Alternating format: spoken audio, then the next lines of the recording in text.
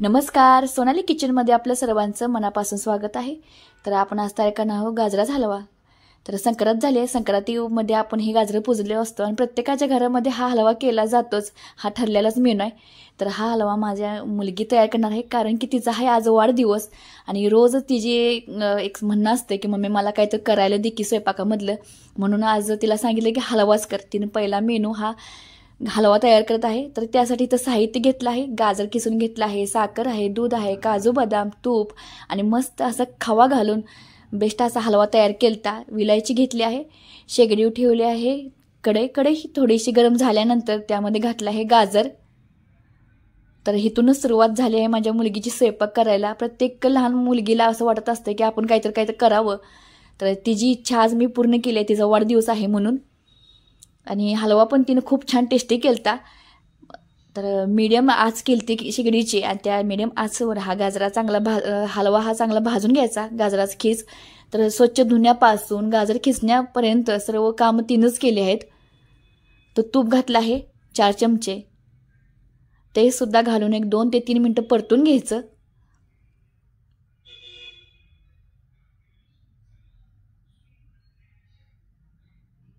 तर पदार्थ करताना खूप आनंद होती पुरगी।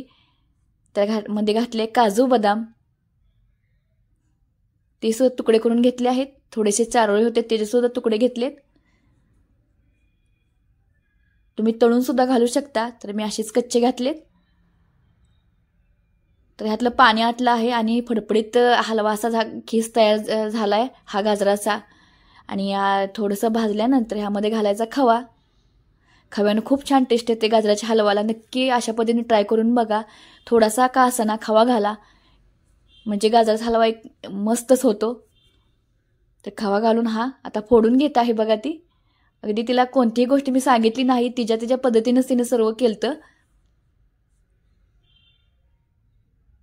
खवा घालून तर असं वितळत आहे खवा आणि 2 ते 3 मिनिटं हे लगेच भाजून घ्यायचं हे खवा। आणि खवा घालून झाल्यानंतर काय साखर, तर साहित्य सुद्धा तिने घेतलं होतं, त्यामुळे साखर ही भरपूर आहे, त्यातली फक्त निम्मीच वापरायची होती। तिला सांगितलं मी निम्मीच वापरण्यात, सगळं घातलं असतं तर हे बर्फीच तयार झाली असती ह्या हलव्याची, म्हणून म्हटलं निम्मच वापर ही जी साखर, कारण की थोडासाच खीस आहे, तिनं साखर मात्र भरपूर घेतली होती।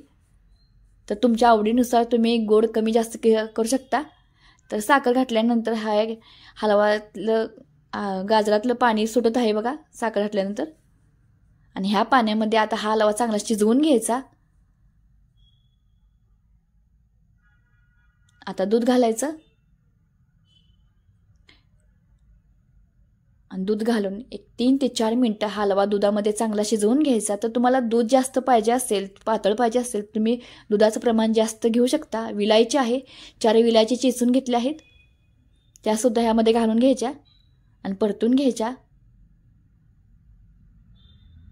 तर तिनं पहिल्यांदाच हा पदार्थ केलता आणि खूप छान झालता, अगदी कढई चाटून पुसून खावे अशा पद्धतीने हा हलवा तयार केलता आणि खूप आनंदी होती ती हा पदार्थ तयार करताना। तर हलवा तयार झाल्या तर वाटीत भरला, मला वाटलं मला टेस्टला द्यायला। तर कुठलीही मुलगी आपल्या वडिलांवर भरपूर प्रेम करत असते। तर पाऊण तास झालं मी कॅमेरा घेऊन उभा राहिलो होतो, तर मला अजिबात न विचारता ती सरळ आपल्या पप्पांच्या बेडरूममध्ये गेली आणि त्यांना टेस्ट करायला दिली। तर कुठलीही मुलगी आपल्या वडिलांच्यावर भरपूर प्रेम करत असते। तर पहिला गेल्या तिने वडिलांना टेस्ट करायला दिला। तू केला गाजराचा बाळा?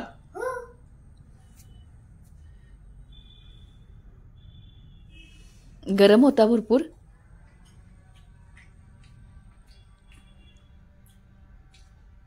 तू केलेला गाजराचा हलवा एकदम जबरदस्त झालाय, छान झालाय, खरंच मस्त।